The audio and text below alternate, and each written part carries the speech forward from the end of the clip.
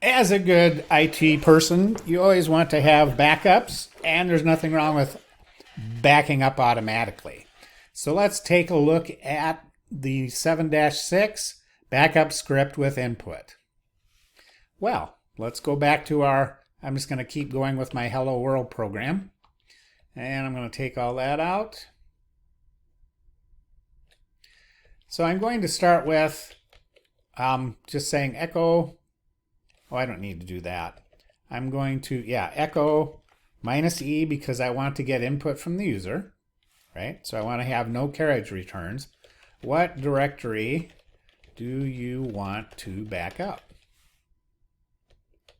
And do a /c. Now this automates the backup to the point where we only have to type in what do we want to back up, right? It's not something that we would use with a cron tab, but we could if we hard-coded what we were backing up. So we're going to read our answer. That's the variable that's going to store it. We're going to say this is just to let the user know something's happening. Performing backup. Well, the backup is going to take no time at all. We're just going to do, another one. Sleep. We're going to sleep for 3 seconds. Just so we can fool the user into thinking that we're actually doing something.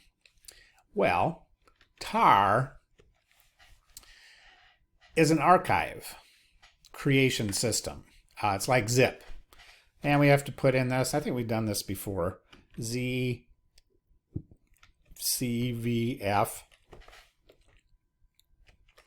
And then we're going to name the file. We'll just name it backup file.tar.gz, which means it's going to be a zip file. And what we're going to back up is going to be in this part. So when we tar something,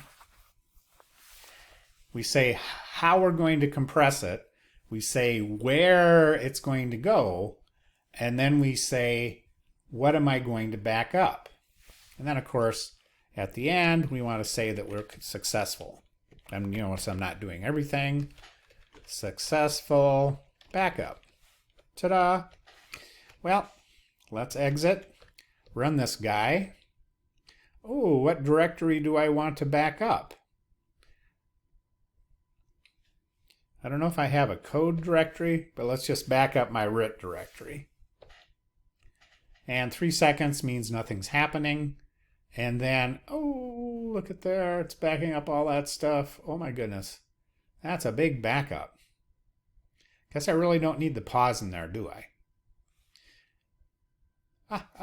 Let's do a ls. So I backed up everything. And I do not have a code file, do I? So I probably should change this to /code to back up your user directory. There. So now it's backed up into this little file, which you could then extract later, copy to a USB drive. But notice all the things it backed up. A lot of it is stuff that we really don't care about, but some of it might be useful.